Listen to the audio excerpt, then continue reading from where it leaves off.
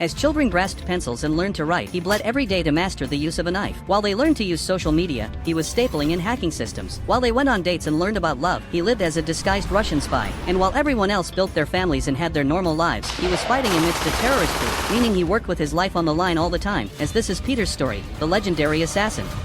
In this world, there are heavily armed groups everywhere, where not even rulers can do anything, but they fear only one person, Peter. But the most surprising thing about this assassin is that he was a man in his 60s who looked like a second version of John Wick. Several suited people were on the floor talking about Peter now being hunted by thousands of assassins, questioning a man with a toy head if this was really so bad, and finally, asking if he was Peter. The man continues to say that no matter how much he thinks, it simply didn't make sense why he wasn't dead or under observation. Peter finally opens his mouth and says that even with thousands or tens of thousands watching him, they will never be able to find him because unfortunately, the Peter they were looking for. The end of his sentence is interrupted by the gangster's surprise, who questions if that was Peter indeed. 3 months ago, an old man named Mr. Bay was on a phone call, where the caller said that if he kept ignoring the calls and didn't come to visit the hospital, he would die in less than 3 months. Mr. Bay says he doesn't fear death. After all, he has witnessed life and death several times. Working 50 years for the organization, he has no regrets, not even a drop of regret. But now that he thinks about it, he never even took a photo in his life. A young girl walks in through the door saying she would like to buy elementary school textbooks, and with a smile on his face, Mr. Bay says that this old bookstore has all kinds of books. The girl asks if there are used books, and Mr. Bay says there are from 1960 to the new edition of 2020. The girl says it's for her brother, and the shop owner asks if she is a high school student, and if she is in the 3rd year, and again, the girl agrees. Peter places books on the table and the girl says they weren't those, as she only brought 1,000 wons and couldn't pay for all of them since they were new. But Mr. Bay says she doesn't need those books and she could take them. Mr. Bay adds that just by looking at her, it's noticeable that she loves her younger brother, so she should be good to him while she can, or she'll regret it in the future. The girl starts to get confused and calls Mr. Bay uncle, and asks if he ever regretted anything. Mr. Bay tells her that the more one lives, the more regrets one has. However, there's nothing to be done about the things of the past, so the girl should take care of her brother and just turn around and leave. Then it's shown the girl with a knife almost stabbing Peter, who just told her to turn around and leave, as he wouldn't kill her if she didn't continue this attempt. Peter continues explaining that he memorized the faces of all the students in school, but still had to be sure just to be safe, so he asked if she was in the 3rd year. However, the neighborhood school only goes up to the 2nd. And lastly, he had smelled blood, so he realized the girl was trying to hide the odor with cheap perfume. The girl panics and tries to attack Mr. Bay, but she feels a fear, a tremendous fear, as if she would die if she continued. But Peter just drops the books on the table, telling the girl to take them, because he knew the things said about her brother were true. Peter had been doing this for 50 years, so he knew when someone was telling the truth. Mr. Bay asks if she was from Glory Orphanage, just like him, and asks how the teaching method hasn't changed at all in decades, since in the organization, if voluntary service fails, Plan B goes into action. Peter grabs the girl by the neck and jumps, but not to hurt her as she thought, but saving her from several assassins falling from the ceiling, shooting at them. The old man continues to explain that if a mission fails, the volunteer also dies. The girl notices then that one of the bullets went through Peter's stomach, who keeps running with her, until he finds a gun and aims at the enemies. However, the assassins grab the girl as a hostage and then beat Peter, who says his body isn't moving as he wants. The enemies question if he really is Peter, and a man with a tattoo on his head, called 8 Tentacles, says that his deeds surpass everyone else's and occupy the first place, and the reputation of being the best is known by all, but when it comes to illness, he is nothing. Peter asks what's the reason behind trying to kill him, and the 8 Tentacles say that the boss is upset with him. Mr. Bay is astonished by this information, asking why, but is interrupted by the man who continues to explain that when he gets out, there will be thousands of people after his neck. After all, the reward for his head is 7.6 billion wons. Peter says that's funny because it's the same amount in his bank account, but the guy says that's right and now the money goes to someone else, so he asks the veteran to die by his hands and lands another punch on the old man. Another man grabs Peter by the neck and starts punching his belly intensely and then throws him away. The old man is very hurt, and when they go to check if he had already died, Peter throws a flash grenade, which goes off, creating a distraction for his escape. The agents start searching tirelessly for Peter, who was already in a playground, suffering from the pain of his wounds. Peter regrets not being able to fight properly and says he got old, remembering his life, which he had always been devoted to the organization. Because while others held pencils in their hands, he bled 365 days a year to learn to hold a knife. While others learned to use social networks, he learned to staple and hack until his ears bled. While others learned about love, he became a Russian spy living with frostbite. While others had a normal life, he was fighting in a terrorist group to survive. But the situation changed when a new boss took over. He wanted to discard Peter for aging. Peter didn't want greetings or honor. He couldn't die like this, couldn't let them take his money, but the man falls to the ground unconscious. In the hideout of the 8 Tentacles, his subordinates complain saying they almost caught him and could have gotten the billions if they had killed him, while holding the photo of old Peter in hand. Then, someone arrives, wearing the same clothes as Peter, saying that that was his first photo. The subordinates are startled, but it was a strong, very muscular guy. Unlike Peter, who was old, the man also says he doesn't understand, because when he woke up, he was already like this. The subordinate says he came to the wrong place, but Peter doesn't care, because he just wanted to go to the 8 Tentacles. One of the subordinates tries to advance with a punch, blocked by Peter, while the other tries to stab, but is knocked out before acting. The remaining subordinate grabs a knife, asking who sent him, but Peter answers saying that those who master the use of cutlery are 3rd class, those who master any weapon are 2nd class, and those who can use anything and master it as a weapon are 1st class. Advancing towards Peter, the subordinate tries to stab, but has his knife thrown away with the tentacle and his neck tied by it too, showing Peter's combat talent. Peter then grabs the man by the neck and throws him into a pot where they were cooking the tentacles. Almost unconscious, the subordinate asks who he was and why he came there, but Peter explains that even if thousands of people die and rise, the old Peter they were looking for is already dead. In the 8 Tentacles car, he tells the girl from before that soon Peter will be officially announced as wanted, so she needs to capture him before, as his life expectancy is low due to cancer. Peter continues in hiding, searching for 8 Tentacles everywhere, but he can't find him at all, saying his life had been prolonged. Heading to the subway, Peter finds himself shirtless in the mirror there, which astonishes everyone, but he doesn't care, realizing that the bullet from his waist has disappeared and the cancer pain that was terrifying him is also gone, wondering what happened to make him young again. Even though he doesn't know the reason, this was good, as they wouldn't find the trail of old Peter, which would make his life much easier. But Peter realizes he needs to get new clothes, until he notices 2 gangsters talking and smoking in a no-smoking area. Peter approaches them, saying that this is a no-smoking area and asking if they could smoke elsewhere, but the gangsters ignore him, and when he insists, they become aggressive, threatening to break him if he doesn't mind his manners and even hitting him in the face. At first, Peter tries to ignore them both, but he locks the door saying that he won't waste time with people like that, and then delivers a left hook to the rib of one of the mobsters. The other draws a knife, asking if Peter knew who he was. However, he's answered by the guy indicating that he was holding the knife wrong, since if he continues to hold it that way, it will cut his fingers while swinging. Then the mobster advances towards him trying to stab him, but Peter simply dodges and lands a straight to his neck, saying that if he had stabbed him, he would have killed them both. The mobster asks who he was, but Peter says he didn't know what kind of illegal stuff he did, but if he finds out who he was, he would die there. That guy then changed clothes and grabbed a cell phone, showing his bank account that was empty. Peter remembers growing up in Glory Orphanage that was run by a small religious organization, and now after 50 years has become an influential cartel in politics and business sectors, using the Glory Club as a mask for the true organization. Meanwhile, a man was sitting in the chair of a butcher shop in front of 8 Tentacles, who said that the man wasn't Peter and by his level, he alone would defeat him. The man says that the Glory Club was being too greedy and they would die young, relying too much on Peter. 8 Tentacles tries to cut the conversation short, saying that ending it quickly is less painful, but the man was prepared, with several subordinates behind 8 Tentacles, who try to attack him from all directions, but are easily defeated.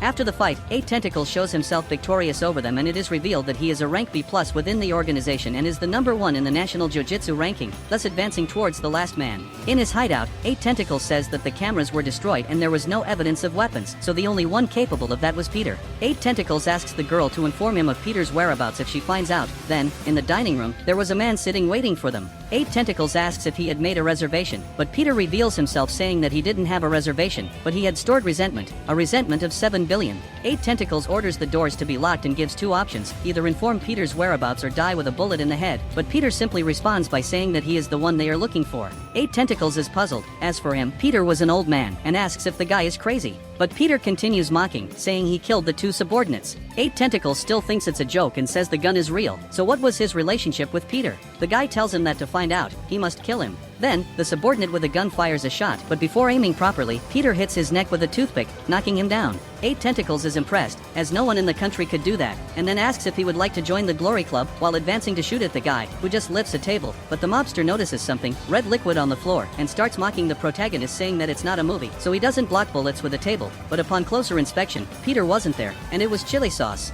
Worried, the mobster starts looking for where the boy would be, until he sees him on the ceiling, and upon realizing he's been noticed, Peter throws chili sauce in his enemy's face, hitting his wrist with the gun and emptying his cartridge with the other hand to finally punch him in the face. 8 Tentacles is impressed. That wasn't a child, but Peter doesn't care much about his opponent's reactions, holding him by the neck and flipping him upside down, knocking 8 Tentacles to the ground, who seeks a sense in his defeat, as even facing countless opponents over the years, he never lost to any of them. And he remembers the do-or-die tactic, because they will encounter strong opponents one day, and against that, they must seize the moment and catch them while their guard is down. At that time, 8 Tentacles had developed an ability that only he could use, and his instructor had said that the most dangerous thing is to turn your back thinking you've already won, so he shouldn't trust himself so much. So, the mobster grabs Peter's foot, then wraps his arm and his torso, completely restraining him while shouting that he has much more experience than the boy. But Peter replies that it's been a long time, interrupting 8 Tentacles, who notices that instead of Peter, he attacked the subordinate. 8 Tentacles panics and grabs the girl, saying he will give her to the man. The girl tries to resist, but he tells her to shut up. Peter agrees and 8 Tentacles are happy, saying the deal is closed and pretending that nothing happened today, then he should leave.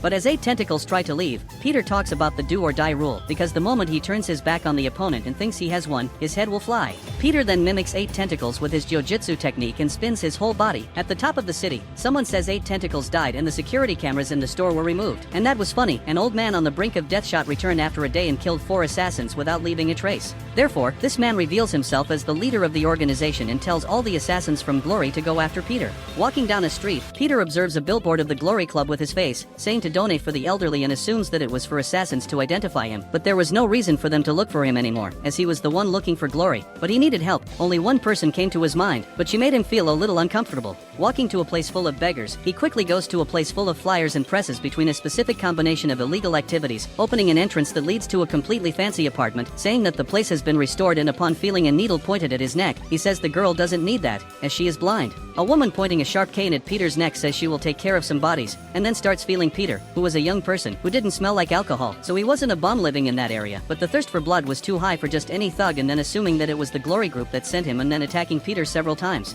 He simply dodged easily until he hit a pillar. The woman called him Kitty and said he should be careful, as the wallpaper was expensive, while throwing her cane towards his head, but Peter dodges until he notices that the woman was trying to kick him, while questioning if she was really blind and throwing her to the ground. The girl said she didn't think Glory had someone as strong as him, and was impressed. However, she felt no thirst for blood coming from him now, wondering what she could do, as killing a debilitated person is part of the job, until she calls her dog, which quickly tries to bite him, but is surprised by a pat from Peter and accepts him. A few moments later, the girl held Peter's face while asking how he had become younger, because his skin was smooth and no longer had that old smell as before, while Peter asked her to stop, as he had been in that position for almost half an hour. The girl starts to mimic the way Peter had died, thinking that was a method that made him rejuvenate, until he reprimands her. Some time passes and the girl asks if Peter would like to face Glory alone, which he says yes, and would enter the eye of the storm, becoming an assassin of Glory, as it was the only way to have them in the palm of his hand and make them obey. The girl questions Peter, as this was madness, until she notices that he had become younger and no one recognized him anymore, so by entering Glory, he would be helping to capture Peter while the organization was in Peter's hands.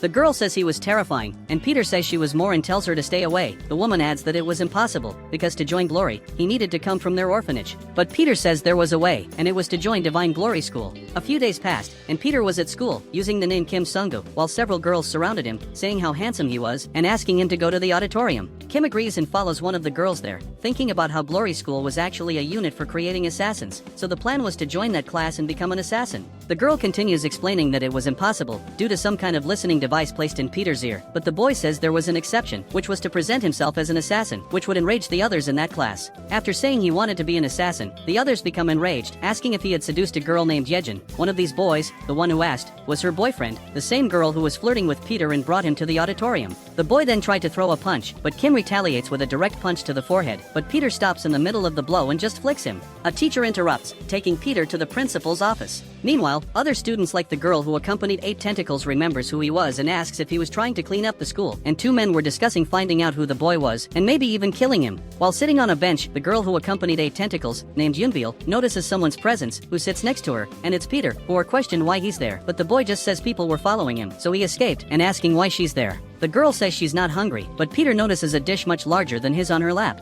She asks Peter if he's trying to kill her because of him, the company has been spying on her all the time. But Peter says she should thank him because if she's eating today, it's because of him, while the girl says she survived on her own, and he didn't know what kind of place that was and how scary he was. Moreover, he didn't even know who she was, so a stranger couldn't do anything. However, Kim says she could help him because she was in the same boat as him, someone who didn't know anything, and even calls her by her real name, Lee Yuna. The girl is amazed, and turns to Peter, but he had already disappeared from there. At the same time, some students were bullying the teacher, saying they would report him for using his authority in the classroom, and they would upload the video on TikTok to lower his grades, and then the student hits the teacher, throwing him away. Then they notice Kim Sung-gu, who asks if they had hit the teacher. The student says that even if he had hit him, what was he going to do? So he should get out of there before he's the one who gets hurt. The student then spits on Peter's uniform and tries to throw a punch, but Peter dodges it, and so on with all his failed attacks. The protagonist sweeps his legs, knocking him to the ground, while one of his friends grabbed a brick and tried to attack him from behind, but before he could, Peter breaks the brick with a punch. A few moments later, the students apologize to the teacher out of fear of the protagonist, who, after the students run away, asks if the teacher is okay, who begins to scold him, but Peter seems not to care until he notices the phone of one of the students and then receives a kick from the teacher, which he easily defends against, and the teacher says his eye for people was still sharp and that he wasn't an ordinary boy. As evidence, not a drop of the cup he was holding had been spilled on the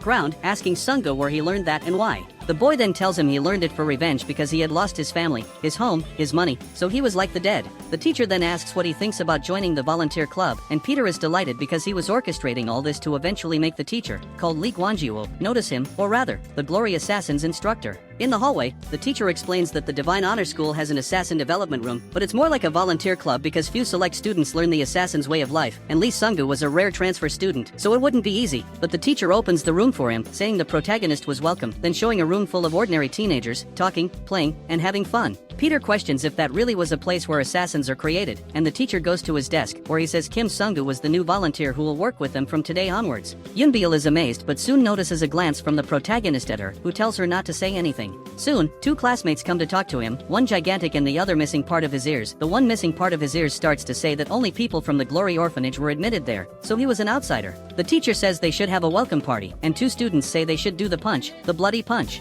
The two students from before ask if Kim Sunga knew how to fight, who says he knew a little, and then he is greeted by a double attack, one with a knife and the other trying to grab him. Both are blocked by him, and then they begin to say that people like Kim don't know what they're risking their lives for, and the other adds that they fight to become the world's best assassin, just like Apostle Peter, so there was no room for a nepotus like Sungu. Both step away from the boy, who says he's tired of this and asks them to attack him all at once. Both attack again in the same movement, and then, a few moments later, the class cheers for being able to defeat the student and even make him run away in fear. In the hallway, Peter encounters Lee Yuna, who asks why he underestimates the assassin class. He pretends to be clueless, saying he always does his best, but Yuna says unlike other students, he wasn't even sweating and asks why, as he's suspicious in that school, and what he gains by hiding his strength. She pins Peter against the wall, but he simply ducks, avoiding her and the questions, saying it's lunchtime, but it turns out it's already midnight. Meanwhile, a driver is happy to earn $1,000,000 just to rent his bus until the passenger with hundreds of suitcases arrives, and he asks him if he'd like to bet. Guess what's in the suitcase? Moments pass, and he's amazed, wondering how he lost the bet, but he knows what he saw, the suitcase was moving.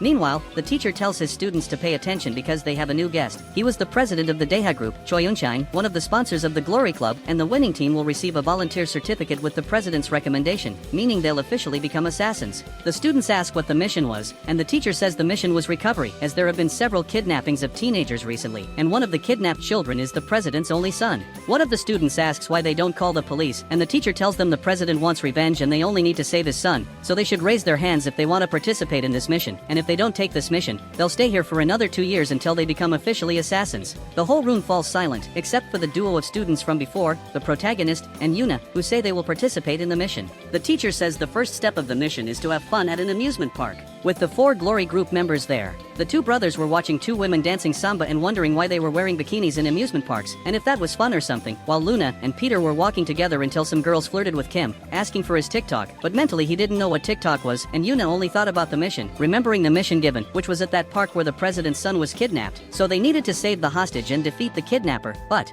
he was last seen there, but is he still there and alive? Yuna entered into several doubts, while Peter seemed unconcerned, saying they should first look at a Viking boat. At the location, the attendant told the students they could only enter with a reservation, and they complained about it, especially the brothers. While the attendant asked them to download the app, Yuna then said that the Atlantis and the haunted house were full, while the brothers mocked her, saying she wasn't even thinking about the mission. Some moments pass, and the brothers are on the carousel having as much fun as they can, and then on the bumper cars, while Yuna and Peter are at a shooting booth, where the attendant says it's very easy and not profitable, but it's a lie, as he weighted the targets. Yuna tries first, picking up the fake gun and after minutes, winning all the prizes with Peter. Everyone gathers, and they seem to be having fun, inviting Peter to join them, which reminds him of his childhood, thinking it's for them to enjoy, as they never knew when they'd have another chance like this. A few minutes pass, and Yuna sits on a bench alone, as she had ditched the guys to eat alone, and then, looking at her phone, she notices it's connected to the president's son's AirPods, thinking he might still be nearby, and then following it, she realizes the signal is coming from the women's restroom, wondering if someone could have taken her earbuds, or if it would be someone with the same name, then entering the restroom and seeing a girl putting on makeup with AirPods in her ears.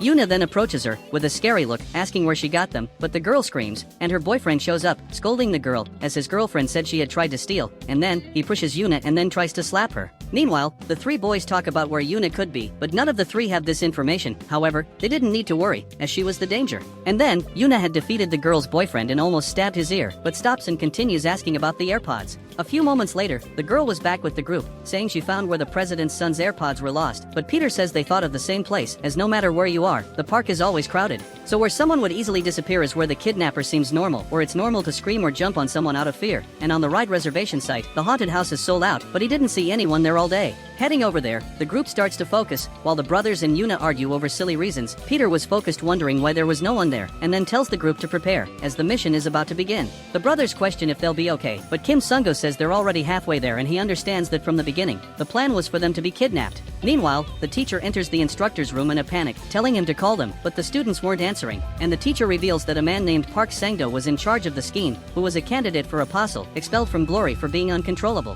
Yuna and Peter are tied to a pillar, while Sang-do reveals that he used chloroform, a drug used in movies all the time. However, when normal people faint because of it, they sleep with their mouths open, so Yuna, who was with her mouth closed, falls into her own plan. But as Sang-do is about to attack, his phone starts vibrating. It's the teacher, saying that if he lays a finger on the kids, he will risk his life to kill him. Sang-do ignores the threat, saying he hasn't received news from his son Bae for a long time, and asks why so much violence, wondering if he's afraid the professor will leave the kids crippled. The kidnapper suggests a bet. When the teacher arrives, how many pairs of legs remain intact, and if he guesses right, he'll spare Choi Yun-chang's son. The teacher trembles in fear, while the brothers shout to search that room, as Yuna and Sung-gu are so weak that they must have become targets already. Seeing this, Sang-do orders the teacher to hurry up. Meanwhile, Yuna nudges Sung-gu with her foot, trying to wake him up, but he asks what she's doing since he wasn't even asleep. The girl starts trying to untie herself, while Peter is already completely untied, as he untied himself just in case something happened. While the girl explains to him that this isn't a simple kidnapping, as Sang-do is affiliated with Glory, but the guy already knew that. Meanwhile, the brothers say that for a common worker, Sang-do was quite brave. There was no problem in ending things here, but they were in the middle of the mission, so if he didn't want to die, he must tell them where Choi Yun-chang's son is. Sang-do says that for students, they have quite filthy mouths, but as he likes it, he'll make a bet with them, that if they win, he'll do whatever they want, even release the son of the Daeha group president, but if they lose, they'll give him one of their legs. They agree, and then they try to advance together, but Sang-do says he likes fair fights, throwing one of his knives to the guy with the cut ears, named Dako Hyung.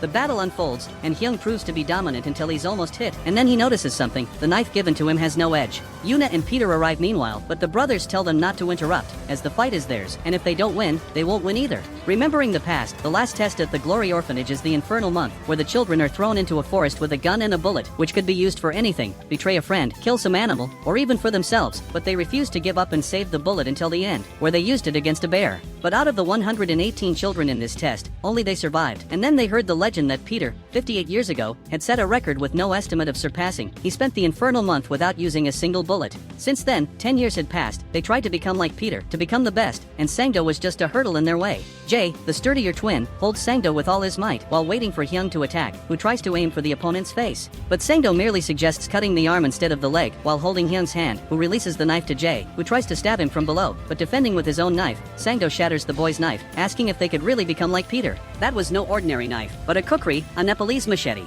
It weighs 3 times more than a regular dagger, and Sang-do had trained with it his whole life, as it was faster than a knife and heavier than an axe, making it a perfect killing weapon. The brothers once again advance on Sang-do but are easily defeated by his perfect fencing. Then, Sang-do says he'll claim his reward. Yuna screams, trying to make him stop, along with the teacher who is still on the line, but the only thing that stops him from continuing the act of cruelty is Sung-gu, who asks him if he would like to double the bet, offering his arms, his legs, and even his neck. Sang-do says he's interested and agrees to the bet, throwing the sword, but Peter picks up a flowered tray and says that's more than enough for a fair fight. Sang-do starts laughing and then says he won't go easy on him, advancing against the protagonist who just dodges and defends against his blows. His enemy questions how many blows the tray can take, as he delivers an extremely strong blow to the tray. The teacher, driving to the scene still desperate, thinks about how he couldn't let his past repeat itself again, remembering when he had to face Sang-do in a betting house, a rank B team against just him, and that's where his life as an assassin ended. It didn't matter if the chainsaw was stronger, what mattered was that he was a monster and was wielding the sword. Peter manages to defend the blow, but the tray is shattered. Sang-do begins to mock the boy, saying his only weapon broke,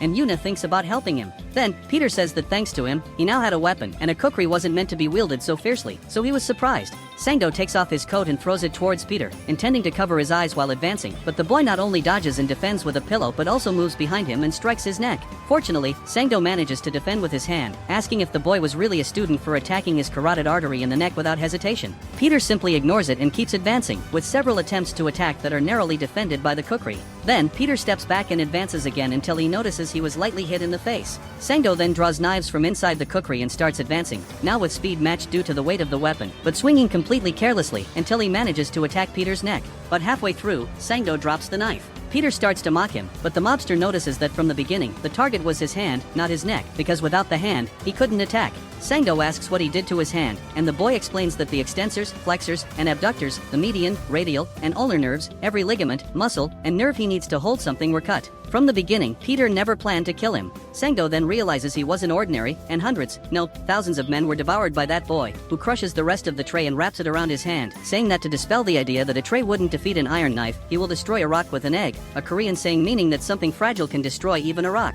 Sangdo then remembers his childhood, where he was bullied, imagining every day killing those who did it to him, but he had no power or strength to fight them until a certain incident, where one of the boys tied him up with several dogs and suggested a bet. Sangdo's legs began to move on their own, and then he realized that bets made him stronger. Dopamine, serotonin, adrenaline, every time he bet his life, he became more powerful. That was his addiction because he always won. But, hit by a punch from Peter, Sangdo is thrown away. But Sangdo starts screaming, pulling out a grenade, afraid of Peter, saying that if he continues to approach, he will blow up the bags with the gas tube on the ceiling, which will kill everyone unless he kneels. But Peter reacts faster, advancing and putting the grenade in Sangdo's mouth before he can react, saying he knows what happens if he pulls the pin. So if he doesn't want to die, he should keep his mouth shut, removing the pin from the grenade and putting it on his finger. So, he continues to beat the mobster until he knocks him down, and then puts the pin back into the grenade and tells Sangdo to get up because he's not done yet, which he kneels and starts to apologize. The professor enters the room and sees that scene of Sangdo being spared. He is astonished. The same Sangdo who had destroyed his life was begging Kim Sung-gu to let him live. And that's how the incident ended. The president's son was safely rescued, all kidnapped children were released, and Park Sangdo was taken to Glory's headquarters, but the professor still suspected Kim.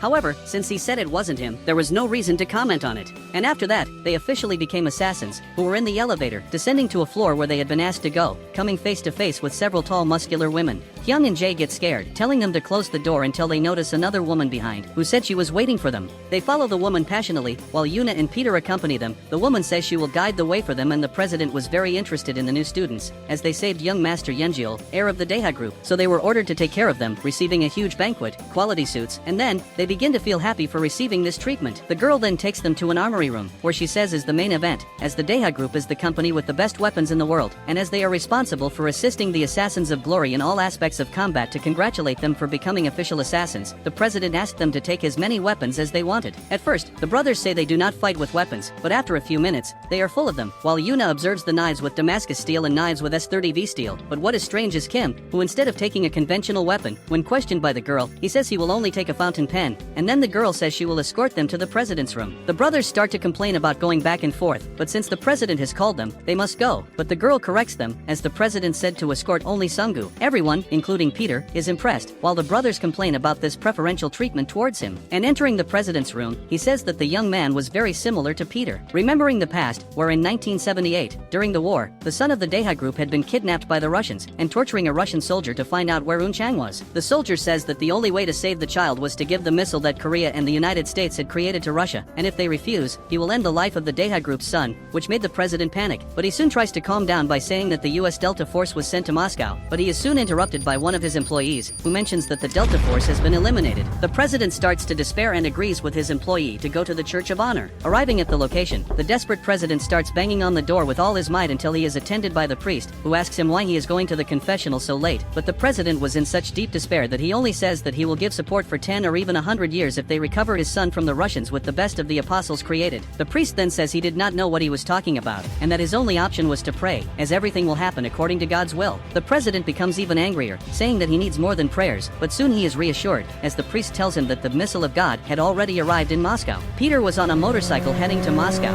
and the priest referred to him in this way. But the president was still desperate, questioning if everything would be alright, as 3 forces that had reached there were annihilated, and asking what an apostle could do alone. But the priest tells him that he will do everything, as even alone, he is more than enough, as his son is the strongest. Peter had just arrived on a train full of Russians, who asked how he got there and if he was alone, and the young man agreed, shooting a Russian in the head and subsequently subsequently, everyone on the train, and concluding that the number of bullets he has corresponds to the exact number of people on that train. Entering another car, a Russian was holding Choi In-chang in his arms, with a gun to his head, saying that if he didn't want him to put a bullet in the head of the Deha group's son, he should drop the weapon. The Russian continues to say that he had heard of Peter before, referring to him as the monster, the one who was the only one to survive in the places he enters, but thought he was younger. Peter raises his hands and says in Korean to In-chang that when he counts to 3, the boy should dodge, and then he starts counting. The Russian starts to panic, ordering him to kneel and speak in Russian, but when he reaches 3, he throws a coin at the Russian's head, killing him, and Peter continues to say that he will speak Russian from now on, bidding farewell to Major Lieutenant Yevgeny Andreev of the KGB's 1st Division. Choi In-chang thanks for being saved, referring to Peter as Hyung and saying he will reward him, but Peter replies that he did not come to save him, but to save the future of the Deha group, so they had a long way back. Returning to the president, he says that thanks to Peter, he was still alive. Even after 40 years, he had not forgotten the face of the savior, so he says that Peter must be the boy's grandfather, as he was just like him when he was young. Peter thinks about how long it had been since someone had scared him so much, but he is happy, saying that the fragile boy had become a bold man. Woon-chang asks Sung-go why he only took a pen from the arsenal, being answered by the boy that he was happy with just that. The president continues to say that he will not let his grandson leave like that, so he will give him one more little gift. A long time ago, Sung-go's grandfather used a similar model to save him, showing him a motorcycle, which he refers to as the pinnacle of Deha Group technology, St. Petrus V4, a powerful motorbike developed by Deha, capable of reaching up to 527 kilometers per hour, the fastest in the world, unofficially, and with stealth function, which allows it to interrupt any type of signal, so he would not need to worry about GPS or security cameras during missions. Yuna appears saying that the motorcycle was very cool, and Sung-go says he didn't need all this, while the brothers ask if they can trade all their weapons for the motorcycle, to which he replies no. Peter then tosses a helmet to Yuna, telling her to ride the motorcycle until he is called by the instructor through a call, saying that the Glory personnel want to see them. And then, everyone goes to the Glory headquarters, the brothers on scooters, while Sung-go and Yuna are on the motorcycle. Finally, they arrive at the Church of Honor. The brothers start to mock,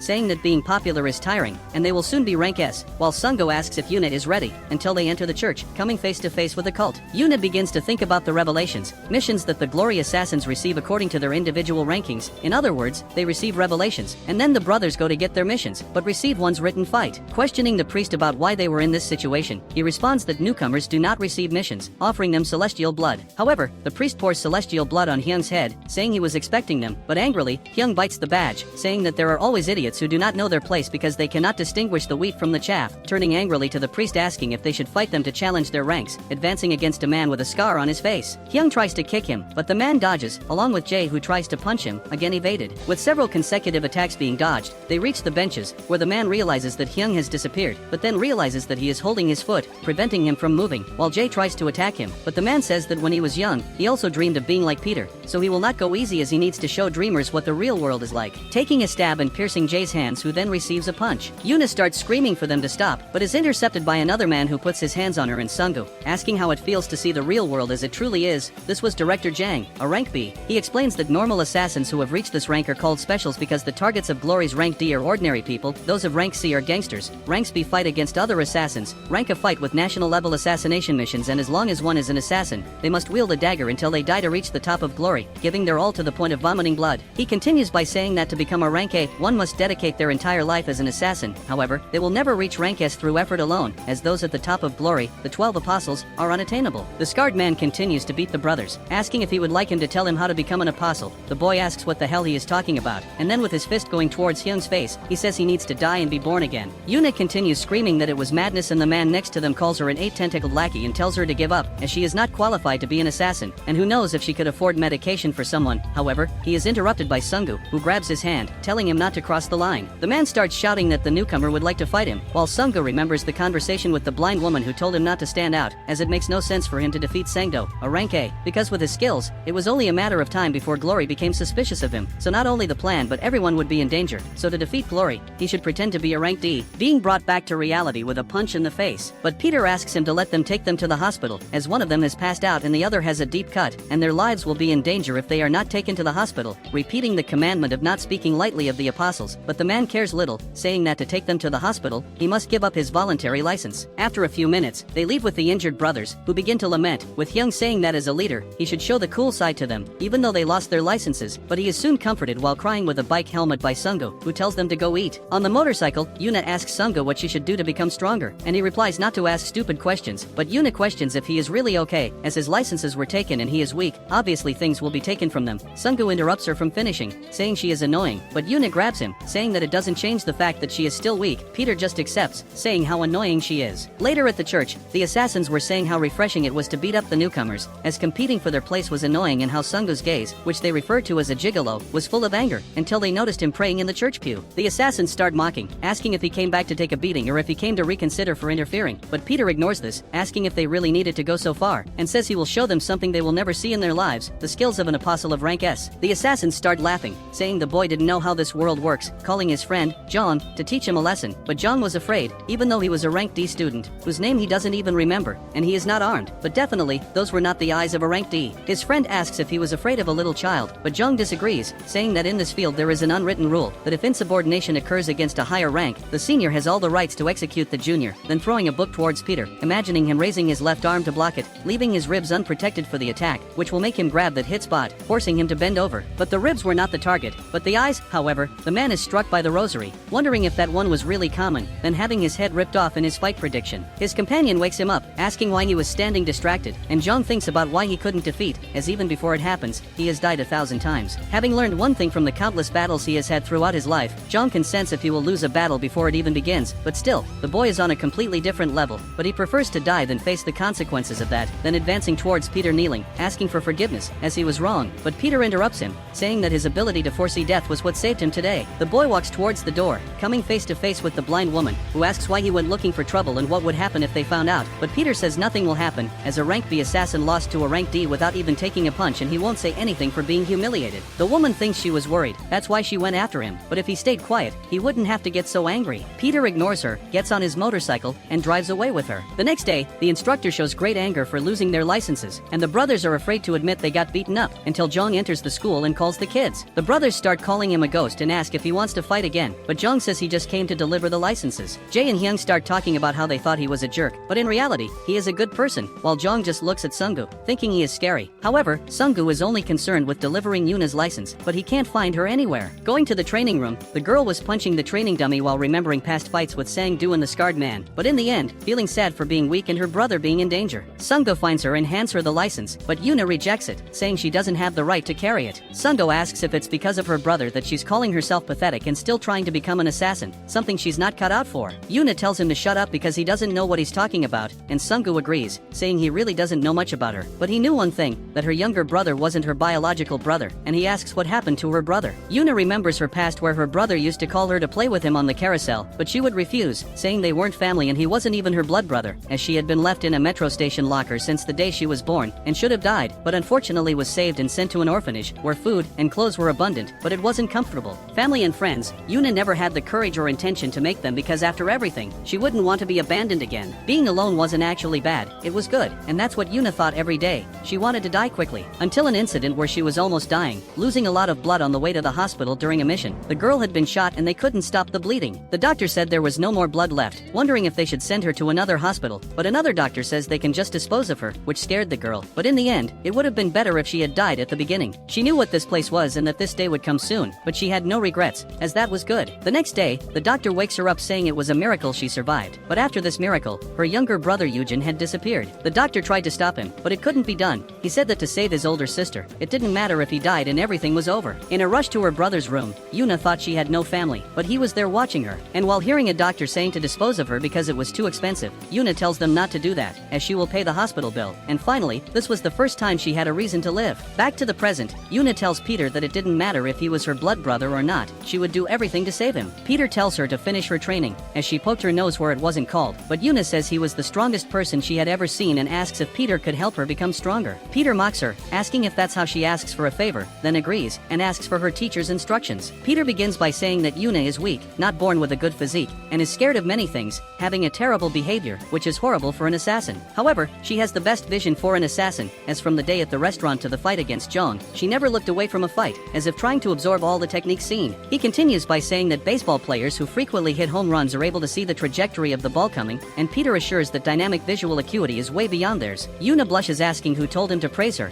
and then he continues by saying there is a weapon that can turn limitations into advantages, and that is the only weapon she can use to defeat anyone. So, if she learns to control it properly, she will be able to do well even without a teacher, making her a true assassin. After a few days, the brothers have money in hand, mocking that they earn $1 million a week as official assassins and wondering how much they would earn if they became an apostle. apostle. Sungho then asks where Yuna was, and Jae replies saying she's probably at her part-time job, where she cleans up the mess left behind by assassins, and they didn't understand why she went so far, questioning if it was to buy food because she ate a lot, but that was to save money, as the cafeteria food was free. Hyung says that to become successful, one also needs to spend a lot, giving tips to Sungho, who just ignores both and continues to think about how she could use all the money for herself, so she was keeping a secret from her younger brother. But everything is interrupted by a message from Yuna, asking the brothers to bring her scarf. Arriving at an ice factory, Jae asks Hyung why Yuna called such precious people to that place, but Yuna says they were silly because they couldn't afford cafeteria food not long ago. The brothers give up and ask what she was doing there, and the girl replies that she was training. Jae questions if she was breaking those ice blocks with her hands, but the girl denies, saying she was using her new weapon, the rope dart, a traditional wushu weapon that involves wrapping the rope around the body and throwing the dart at the enemy. Due to the added rotation in the throws, it becomes much more destructive when thrown normally, and the other advantage is that the enemy won't know when and where the dart will fly. However, the brothers mock again, saying it would be better to use a gun as it is very strong for breaking an ice block at once, but still, it was just a toy. Yuna agrees, as a gun is more efficient in one shot and one death, but against 5 people, the rope dart can convert one shot into 5 deaths. Yuna then throws the dart towards 5 cubes, cutting them in a horizontal row. Once again, the brothers are amazed, asking each other if they could buy a rope dart on the free market. Several hours pass, and the owner of the ice factory, Park Binsu, a D-rank assassin, asks Yuna how her training went, and she agrees, saying she will clean up afterward. But Binsu tells her to forget about the cleaning because he had seen many people come there to train by breaking ice, but it was the first time he saw someone destroy ice like her. Yuna takes out money to pay for the ice, but Binsu tells her that a few hours ago, Sungho had come there to pay him in advance, gave him 1,000,000 wons, and handed him something. Binsu then tosses a ointment to Yuna, saying that Sungho said she needed it to apply before it scars. Yuna pulls out her phone as she leaves, thinking about what she should say to Sungho, but gives up and calls him, who answers and asks what the reason for the call was. Yuna says it was just to know what was for lunch today at school, and Sungho replies that it is spicy pork and strawberries, her favorite. But then, Peter congratulates her on getting a real weapon and says he will see her later. Meanwhile, the brothers are training next to him, trying to throw a rope dart but failing miserably, and Sungho leaves, thinking that the weapon she had been seeking had always been with Yuna, and the girl never realized it, then showing a photo of the girl dancing ballet. Meanwhile, Park Sang-ho finds himself having to fight against several C and B rank assassins, easily defeating them until he notices another person walking over the fallen bodies, saying that a B rank can't do anything, much less a C rank, so to kill an A rank, Park Sang-ho, they need an apostle to come there and complete the task. Everyone kneels as the man passes by, and Sang-ho drops the weapon, while the man completes his sentence by saying he heard that the boy liked bets, so he should make one with him. The assassin Park Sang-ho, who was about to become an S rank apostle, could he win against a true apostle? And in fear, Sang-ho responds by shouting his name, Apostle Nathaniel. In a hospital, the brothers laughed at a child throwing a tantrum out of fear of needles, while in reality, they were even more afraid, asking if they could be anesthetized. Becoming an assassin requires undergoing a physical exam consisting of various tests at the Divine Honor Hospital managed by Glory, and everything was going well for Sungho, but her biggest concern was the blood collection because the reason for collecting blood is simple, to put a collar on the assassins, as biological and digital information does not change over the years. So if one betrays the organization and flees, the collar will allow them to be found and killed, so it's just a matter of time until they discover that Peter's DNA stored here and Kim Sungho's DNA extracted today are the same. In other words, Sungho's identity will be exposed. Upon visiting the blind woman's house again, she asks what he did today, and Peter replies that he collected blood, but she starts hitting him, saying that first he picks a fight with an extremely dangerous B-rank assassin and now had his blood collected, as if announcing that he is Peter. But Peter says he does not plan to stand still and be attacked. He plans to bomb the hospital. However, he is reprimanded again by the woman, whom he calls Jaewon, and she said she knows that the hospital is a place revered by Glory, being one of the largest in Korea and may seem normal on the outside. But they cover up the murders with medical errors, getting rid of injured assassins, hiding bodies, and so on, being a hospital run by assassins for assassins, and Peter's DNA is in the hospital's database, so there is no other choice but to bomb it. Jinwoo says she will go along with this idea but asks if Peter knew who was running the hospital, the disciple Nathaniel, and adds that he wasn't even human, despite his full-time job being a doctor. He was said to be a genius doctor given by God, but he caused a medical accident and went into hiding. However, 4 years ago in Brazil, gang members' bodies from Rio were found hanging from lampposts, but everyone is pointing fingers at each other and does not want to say who is to blame. Therefore, a police operation began, where upon entering a location, the officers smelled a lot of gunpowder, wondering if there had been a shootout, but soon noticed something was wrong, several twisted weapons and no one in the place, and more importantly, if that was a fight between humans. However, a soldier notices a hand holding his head and pulling him into a room, and then someone comes out, saying they want someone stronger. So, seeing several bodies hanging from the ceiling, and on that day, the 6 gang leaders who were above the law and ruled the river for 30 years, and the world's best police officers were massacred in one day. Jinwoo asks Peter what he thinks of this information, and he tells her he has some suspicions, asking if it is really possible to bend weapons with bare hands, and Jinwoo says that this information came from the government's most confidential files, so they are not false, and this monster is at the Divine Honor Hospital. Instead of grabbing the bull by the horns, it's better for Peter to find a shortcut. The boy says that thanks to Jinwo's information, he was able to think about infiltrating. The girl says she gives up, and it just wasn't meant for him to die when he enters, and Peter asks her if she can help because he has a plan. The next day, a billboard appeared all over Seoul, saying that Peter will visit the Dr. Nathaniel, and a man reports to Jinwo that as she had requested, he hacked Glory's server and posted the announcement created by Sungu,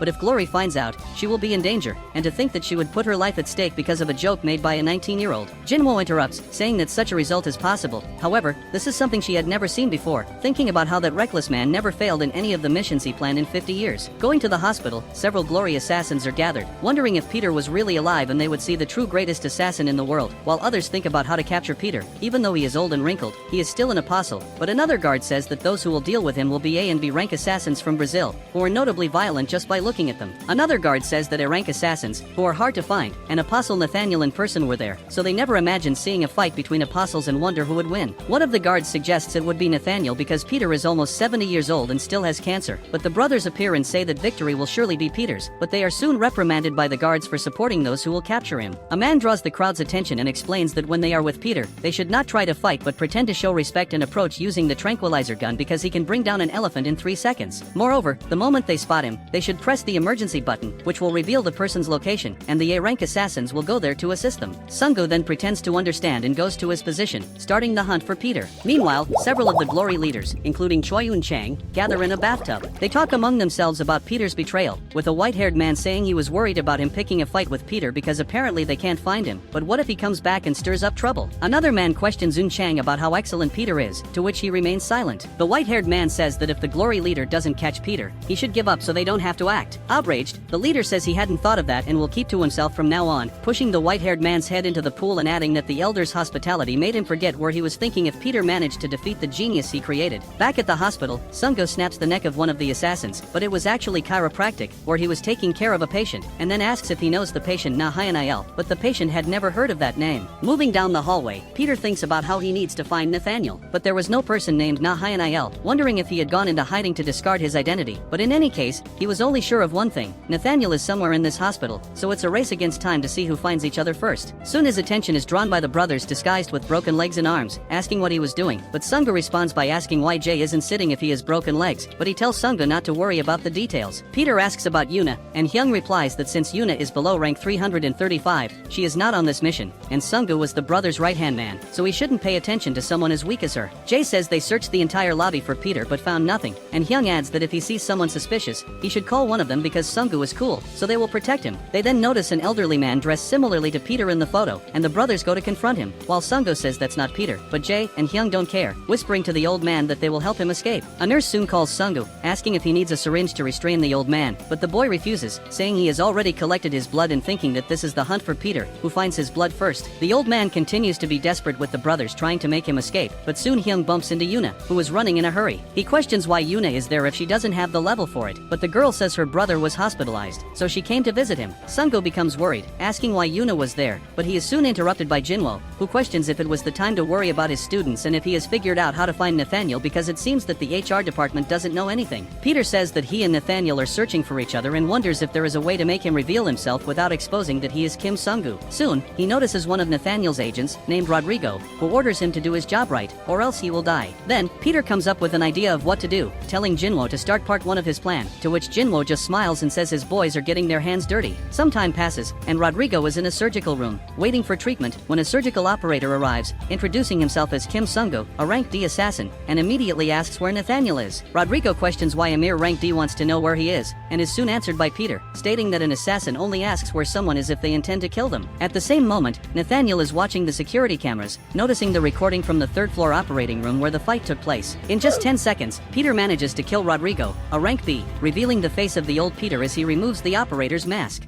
So if you liked the video, subscribe to the channel and comment what you thought. Until next time, guys.